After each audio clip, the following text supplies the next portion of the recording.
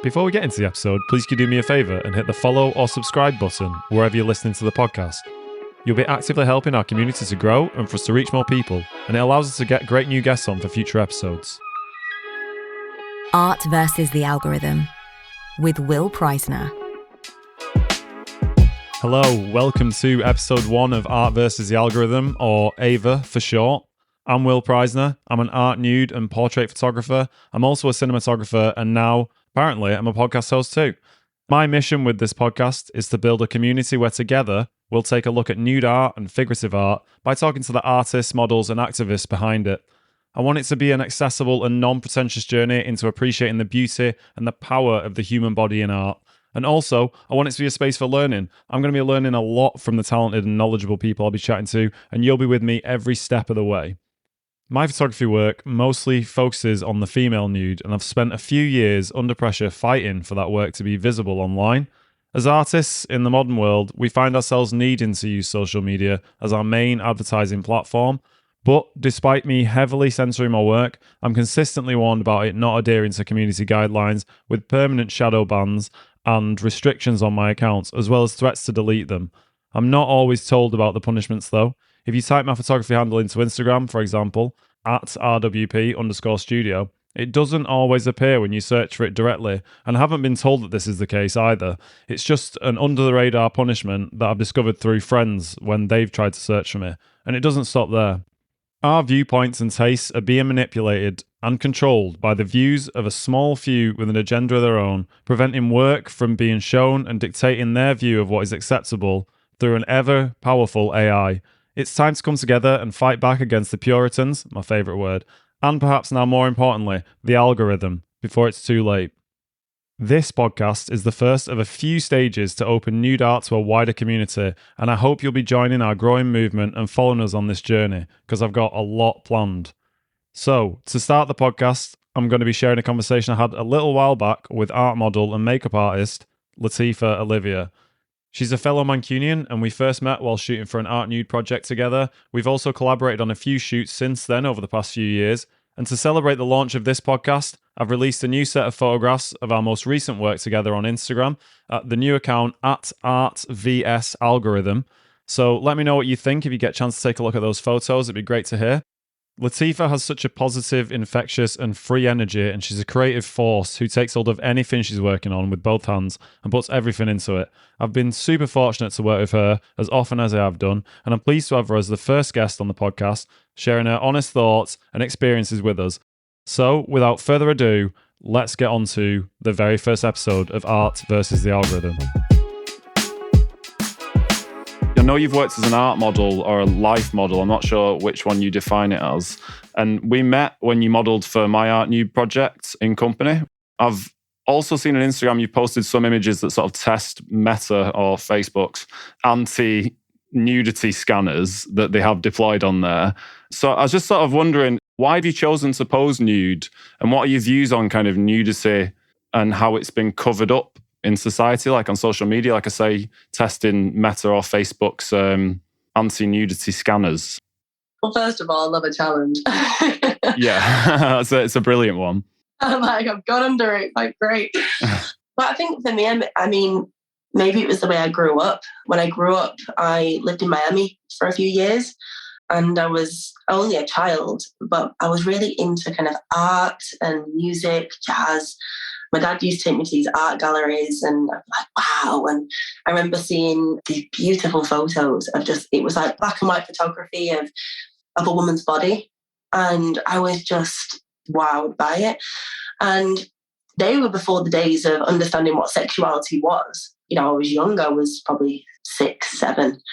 But to me, it was just beauty, it was art, it was powerful. It was femininity, but it was powerful. It was just something that never left.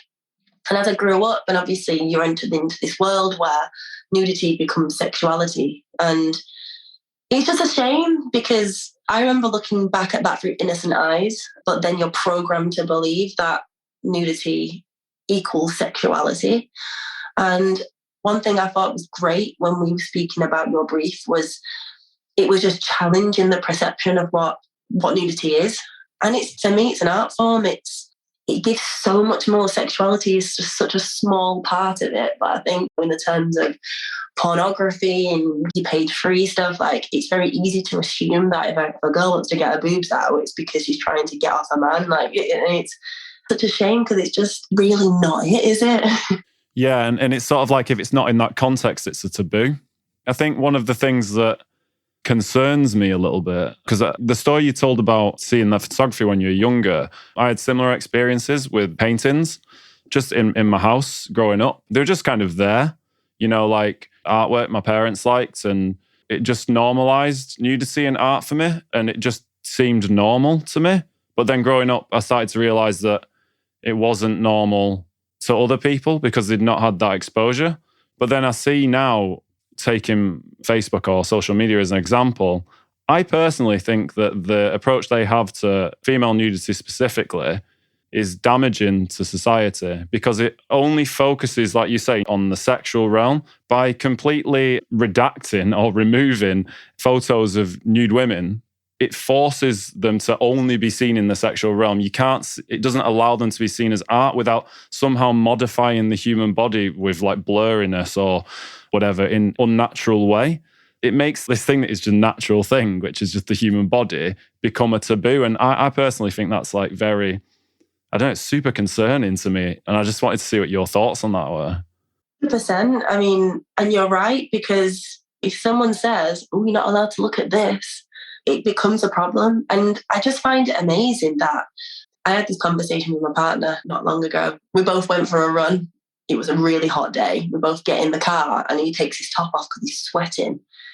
And I looked at him and I thought, it would be great if I could just do that. But isn't it strange how it's wrong for me as a person with a similar body to show my boobs off, but you're okay to just whip your top off and that's okay? And it really got me kind of questioning, who is seeing it as wrong and why are they seeing it as wrong? And it really does stem back to, a lot of it is media, media perception, and how we're designed to believe that a woman has a place and a man has a place. Over the years, media, that whole page-free concept, it's, these women are doing this thing and it's page-free. And because of that, and not just because of that, but because of that and because people were seeing that, it was like, okay, so now I know that page-free is a sexual thing.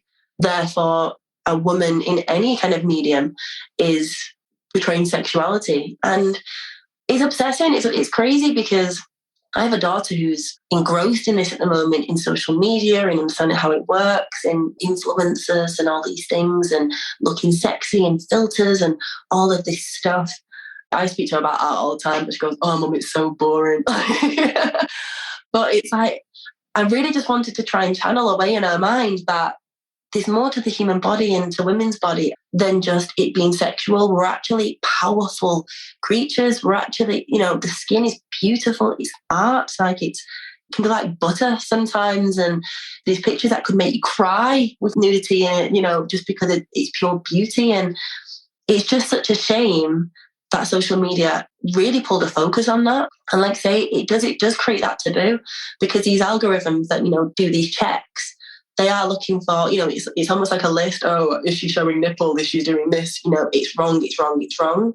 Even though it's trying to tell us it's protecting us from nudity, it's almost reinforcing the idea that it's wrong to be nude. and it's not okay. And that there's only one kind of nudity, and that is sexual. Because that's why they're filtering it out, because they're seeing it as sexual, which is just like you say, it's such a narrow-minded, unbelievably narrow-minded view. It's crazy. Like, I honestly believe the impact that this can and probably is having right now on society is like wide-ranging. People get shut down for it. Like, I follow models that are like fine art nude models, and they exclusively do that for the career, and their Instagram just gets shut down at some point out of nowhere. Like, they're getting shadow banned and then they're getting shut down. And it's like, this is a legitimate career path. People have been posing nude for artists for fucking thousands of years. And then suddenly in the 21st century, there's a holier than thou approach to it. And it's, sorry, I asked you a question and I just let it rip on my own opinions. But like, it does my head in. But at the same time, even amongst my social circle, I told them about the projects that I've been working on. I told a few people. And from a lot of the mainly men specifically, it's been a bit of a nudge, nudge, wink, wink reaction. And then you can't, it's like, what? Like, you can't be doing this. How dare you do that? Yeah. But then I've had from some female friends suspicion, sort of like, what is this? Do you know that sort of approach? And it's sort of like, I wonder how much this sort of influence that social media and other media is having on society influences those sort of reactions, that it's like, it's a sort of not normal thing. And because of that, it's something that maybe we shouldn't be doing. I'm doing a filming soon for a new Channel 4 program where it's going to be like a life drawing competition, like the Great British Bake Off of life drawing. That's amazing. I mean, I suppose that sort of thing goes to war with social media mentality. Like, I saw the BBC had one recently as well, like a life modeling live thing. And I was like, this is great. Like, just seeing that this is normal, because obviously there are plenty of life drawing classes around the country, around the world, depending where you are. We're looking for figurative artists, photographers, models, and activists. If you'd like to be a guest on Art versus the Algorithm, reach out to us on our social channels at Art vs Algorithm, and let's chat. It's just something that I've always enjoyed doing. I probably started doing it about 5 years ago, and I went along to a class to draw. It was just my first time there. Someone recommended it. And we was like drawing, and it was funny because part of my brain was like, oh wow, I bet they must be nervous, they get naked and da da da. And then you sit down and you watch, and they're like, this is beautiful. Like, just to see people appreciating the body as art and the fine details of it. And it was just, to me, it was magical. And at the end of the session, I spoke to the organizer. I was like, I would like to model for this. He was like, yeah, let's give it a go. I was like, great.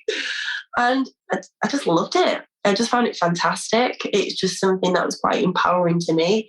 And again, you start to really appreciate yourself as an art form and who you are and what you're made of, and appreciating every part of your body. And it's such a beautiful thing for anyone to do.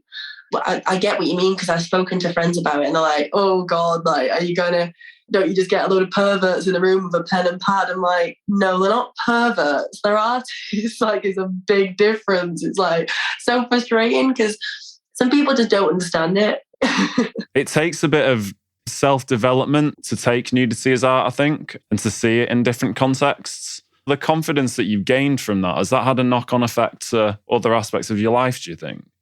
Oh, definitely. Definitely. It's the ability to feel comfortable in your own skin. I think the past few years, I've really transitioned within myself and decided that I wanted to be me for me, which when I speak to people sometimes, especially when you go out on a night out, it seems like people are very anxious. People are, you get girls who just want to outdo each other. This strange anxiety energy that people have where they just don't feel good enough within themselves. And it becomes such a toxic trait. And I do see it a lot in people. And it's a shame. It is a shame.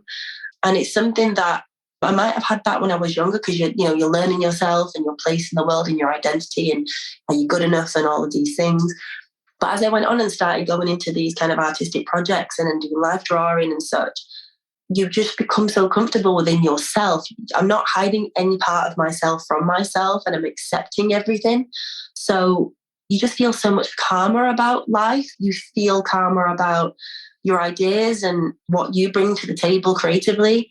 And you just don't shy away from yourself. And I think that's the main thing, really. Has anyone ever pushed back on the confidence that you've got from doing something like that? Oh, yeah. Yeah. Over the years, I've had people try and almost challenge that. But for me, my friends say I can be very cutting with my words. And it's just that because I'm quite a calm person in my words. And when I've noticed when people have tried to put me in situations where they may try to make me feel lesser of myself, instead of reacting in a way, for me, I usually just pull them up and say, the reason why you're doing this, and I know this and you know this, is because of your insecurities, not mine. You can make me out to be whatever you want me to be, but I am 100% fine with myself. I asked you that question because I've asked that question to a lot of people. I've shot quite a few people nude now. Similar responses, for me, that project that I did was a little bit of a sociology experiment. I didn't realize it was until I was in it, But then I was like, I'm finding out how people react to these people and how people react to me, and how the thing that surprised me the most, to be honest, was at the beginning, I was incredibly nervous personally about working with a nude model. But once I'd got over that after shooting a few times, I don't know, I was in awe of the confidence of the person that I was working with, and just in awe of the ability to be free like that. And that's such a unique thing that just because I've done it quite a few times now, it's not lessen the effect of the awe that I feel. I'm still just like, wow, that's impressive. And I want to make sure on my side of things that when I'm faced with that I'm going to do that justice when it comes to my role on a shoot, Yeah, I've got a lot of respect for that. And because I've never posed nude, and it's really impressive in the context of our society at the moment. And I think it's great that people like yourself are doing that, kind of challenging the stereotypes. And I was going to say another thing that we did as well, which I absolutely loved, was the naked bike ride. That was so much fun. Where was that, through Manchester? Yeah, that was through Manchester. I did it a couple of years back now. My mum randomly sent me a post. My mum knows what I'm like. It's crazy I did. She sent me this post on Facebook, and it was an invitation saying, we're going to be all meeting up at a certain point for the naked bike ride. And I never even heard of it before then. And it was for that evening, about 5:00. And my mum was like, oh, this sounds like a bit up your street, Latifah. And I was like, right. So I finished work, came home, and I just I put on a light dress and I cycled all the way to town, and I had a little backpack as well. And then when I got there, I just whipped my dress off and threw it in my backpack and just joined the crew. It was fantastic. How many people were there? Oh, there were loads. I would probably say there was around about 200 to 300 people. Wow. It was a lot. What was the reaction of the public around? Oh, you know what? It's just brilliant. You're driving down main roads, Deansgate and past the universities, and at peak times as well, everyone's out on the street and everyone's just like, what is going on? No one has an idea of what's going on. But it was funny because when you're in that position, you actually look outwardly and think, wow, aren't you foolish for having clothes on? That's how it Yeah. I'm primal right now, and you guys are all confined to this, I must wear clothes. It's sort of an extension of the feeling that I found when I've been shooting. I think this was the case with you, and I think we joked about it. It's like, we've shot and whatever, and it's become so normal after 10 minutes, and then it's the most normal thing ever that the person in front of me is naked. And then you're like, once that's the case, you finish shooting and you carry on just chatting and stuff, and it's sort of like, and then you just have this moment where you're like, oh, you're still naked, it's like you forget that, because it's like you've got to have this everyone's got to be back to normal now, we've finished the shoot. But then at the same time, if everyone's just chill, I've had that a couple of times where you're just like, oh yeah, maybe we should put your clothes back on now, because we just get so lost in it because you're just chatting and whatever, like you would do at work. It's like you're saying, I could speak for days about this, about, in my opinion, how it's nothing not normal about that. And I think it's not normal that our society sometimes finds that not normal. That's the issue. And that's the thing I'm trying to, personally, with some of the art that I'm doing and intend to do, is what I want to challenge that, and continually dive deeper on that, because it has very wide-reaching consequences for society and how we view each other. Art versus the algorithm. So, which side are you on? You've been listening to Art versus the Algorithm, hosted and produced by Will Preisner, music by Ned Wolfgang Kelly, voiceover by Alexia Kombu.